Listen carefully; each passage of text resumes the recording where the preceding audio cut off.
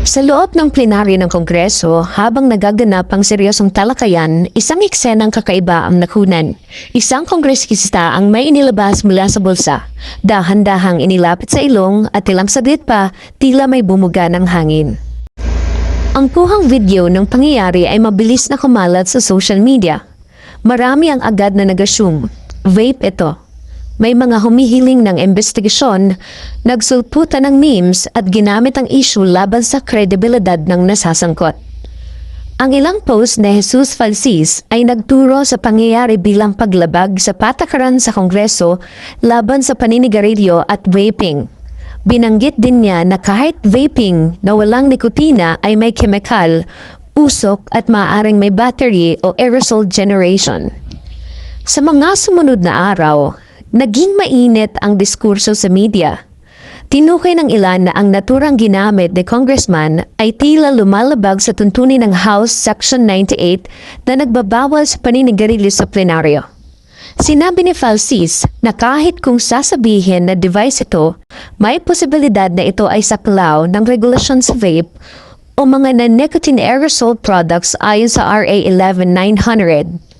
Sa post ni Falsis, pinaalala rin niya na ang pagiging abogado ay dapat may responsibilidad sa pagsusuri ng batas at hindi basta pagtatangkang linlangin ang publiko.